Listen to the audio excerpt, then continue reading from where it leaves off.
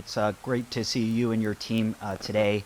I do want to extend a deep appreciation to a few folks who came down to Stonington about a couple weeks ago in the aftermath of one of my constituents, Mr. Gary Piver, a custodian at Stonington High School, was killed in the dark of night, struck by a motor vehicle while biking back to home.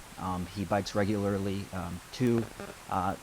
biked regularly to work, and that's how he got around town, as do many folks in our community. And about a week and a half beforehand, met with the district director with DOT, along with the legislative delegation for Stonington and town officials to talk about making significant improvements to Route 1, pedestrian and bicycle improvements. So the timeliness, again, just appreciate your department understanding the urgency of this. I would note, I believe Ann was there as well, and so you had folks of all stripes, whether it's the design team, whether it's the engineering team, the legislative liaison team, because it's all hands on deck. We have a crisis on our hands. And so my question is, we had a very nuanced discussion about what can be done and how quickly, right? And these obviously require,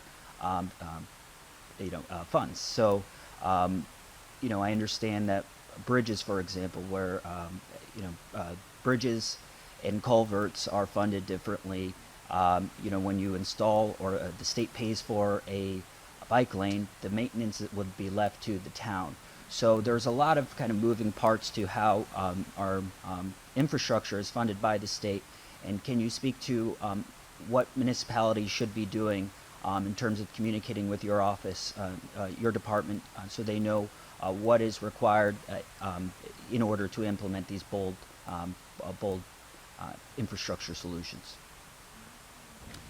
Yes, thank you, Representative Bumgardner. So we do have a good working relationship with our municipalities, constant communication between with their DPWs, their local traffic authorities, their town or city engineers. I think one of the most important things to do is to begin to plan. Some of the most successful communities that have had the most significant investments in bike and pedestrian infrastructure and safety upgrades have been those have laid out a long-range plan for investment, and then you can begin to attack it piece by piece. And they come to us and they show us the plan, and they apply for the funds. They apply for lot SIP funds. They apply for community connectivity grant program funds. So the city of New Britain is a prime example. The city of New Haven, but the city of New Britain really, it was a 10-year plan for improvements for bikes and pedestrians, and she completed it because Mayor Stewart went piece by piece, and she knew it was going to be a long process, and there was a constant back and forth working with us and our engineers and with their community on what the needs were. So I think there's a lot of planning funds out there federally now, working through your Council of Government and your MPO to go after some of those Safe Streets for All grants, to do some complete streets plans and Vision Zero plans, I think is the key thing to start with. Thank you. And I also want to acknowledge Craig Babowitz, Natasha Facto, Kevin Tedesco, Anna Bergeron, and I believe I mentioned Ann Clayza. But I say this because Stonington, we are the southeastern corner of the state. I'm sure we all have heard this time and time again, the forgotten corner, if you will. And in today's age where we have Zoom, most of this committee obviously zooming into this committee, I think it is so important to have those face-to-face conversations, especially understanding kind of the pain that many of our communities have faced when we have lost loved ones and neighbors and friends to pedestrian and cyclist fatalities as a result of motor vehicles. So I appreciate, obviously, you chairing Vision Zero and your continued commitment to this to these issues. I'll shift gears quickly. Gold Star Bridge, obviously a big chunk of the your capital budget, and was certainly supported with the support of significant federal investment. I was there the first day of session when Secretary Pete Buttigieg came down. It's a PLA project. I think everyone wins, and certainly the taxpayers as well. So can you speak to the flexibility of that kind of grant program and kind of how you know, what we need to do to support you to be able to implement, you know, or be able to leverage those dollars when you get a significant grant like that? So generally what we do for competitive discretionary grants is we will apply for projects that are already in the capital plan, which then frees up resources to apply to other projects that maybe were in the outer years of the capital program to be able to pull them in sooner, and in many cases alleviate the burden on state taxpayers. So we had that project. It was going to be largely state funded. And what we were able to do with the $158 million in federal funds is redirect those resources to other projects that were unfunded or funded in the out years. And so it's a great win for us in Connecticut.